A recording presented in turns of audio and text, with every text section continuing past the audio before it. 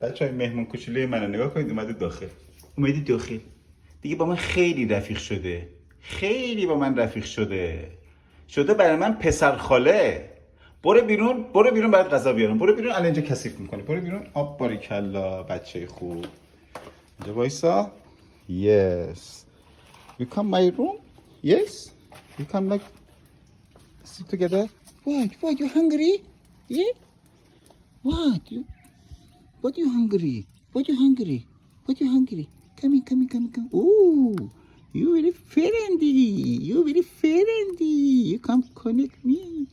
You come in. You very close me. You come in. Come here. Yeah, come here. Yeah. Come here.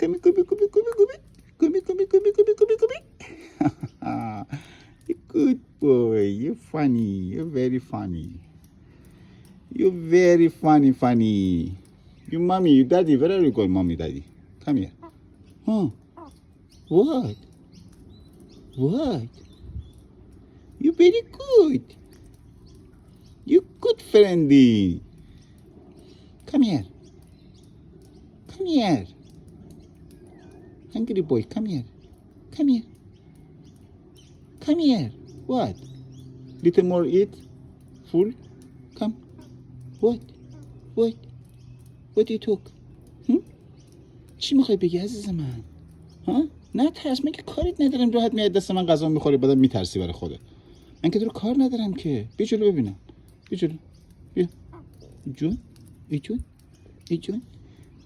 ای جون بچه من زیر بزرگ شده، خجالتی شده الان. بیا جلو.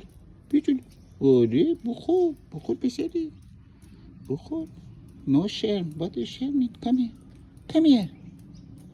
here. You may be fool. فکر کنم دیگه سیر شدی. آره بس من نون خورد میکنم اونجا برات میریزم، هر وقت خواستی خودت بخور. بیا اینجا. بیا اینجا منطقه شماست، براتون خورد میکنم بخورید. بیا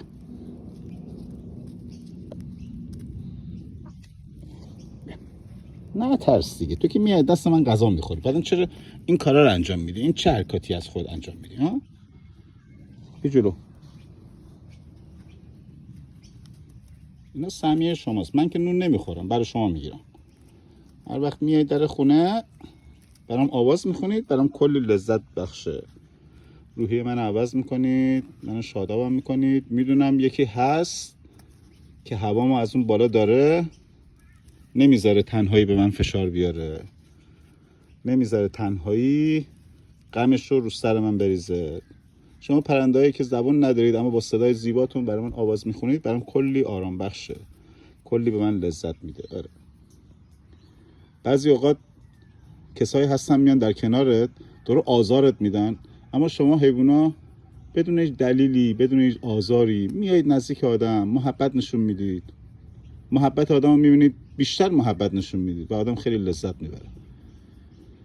میخوام بگم که، اما نمیگم، بدش کن، نگم بهتره. شاید بعضی برداشت بد کنن، همون که سکوت کنیم بهتر. آره. فقط میخوام بگم که ارزش تو خیلی بالاتره.